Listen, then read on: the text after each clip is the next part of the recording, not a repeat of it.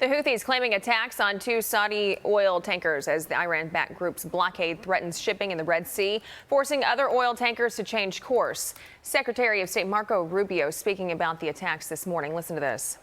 Look, I hope that they'll stop. They shouldn't really do that. They got suckered into this by the Iranians. You know, the Houthis largely were smart and stayed out of all this throughout the conflict. But they now apparently have gotten themselves suckered into this, going after Saudi Arabia and their ships. I hope that will de-escalate because I think the Houthis, frankly, got snookered into this thing by the Iranians.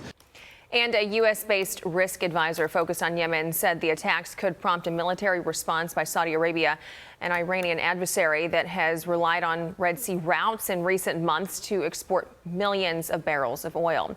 Senior fellow at the Hudson Institute, Rebecca Heinrich, joins me now. Rebecca, there's really two parts to this, and Marco Rubio, he touched on the first part. You know, really, Iran is now having the Houthis do their dirty work by doing this.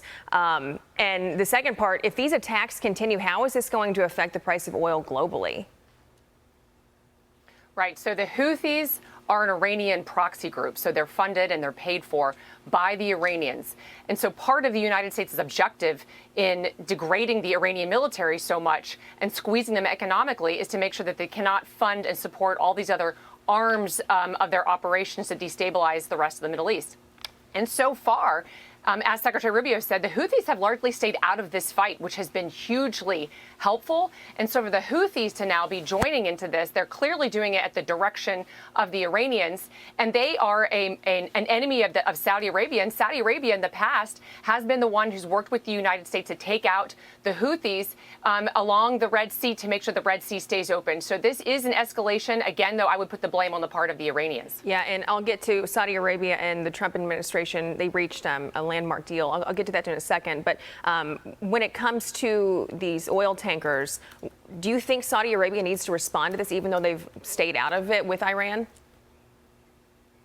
So they should. I mean, this is their backyard. This is their part and large responsibility. They have incredible capabilities to be able to do this, but the Saudis have still tried to stay out of this war for the most part. They've allowed the United States to operate out of some of their basing, and so that has been good. But remember, there was even that hiccup where the Saudis got very nervous when the United States was conducting more muscular operations in Project Freedom, and when the Iranians began to fire against Gulf states again, the Saudis got cold feet and said, listen, the United States, if you're not going to go more aggressively against Iran, we don't want you to take more muscular actions because the Iranians are going to retaliate against us. So they paused the United States' ability to conduct overflights in Saudi Arabia. We're back at it. But again, the Saudis have not been entirely good allies and partners with the United States on this. And so the Saudis really need to get some courage here and come alongside. The Emiratis, the UAE has conducted offensive strikes against Iran, but Saudi has not. And then finally, staying on the topic of Saudi Arabia, the Trump administration, they reached that landmark nuclear deal with them. Listen to this.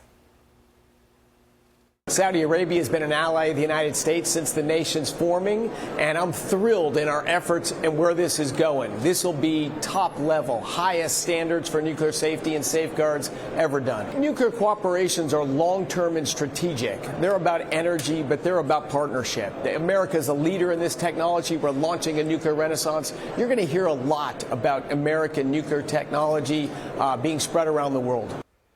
Your response to that and your reaction?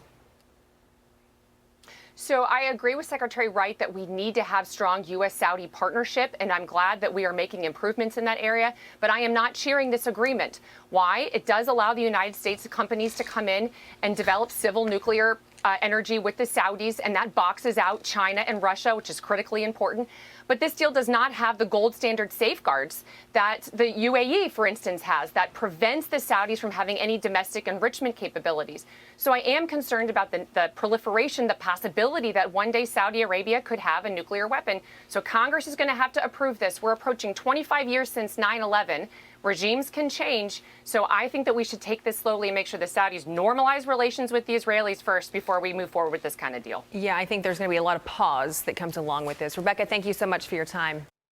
Be sure to like and subscribe for all the Fox News latest on YouTube and catch full shows streaming now on Fox One.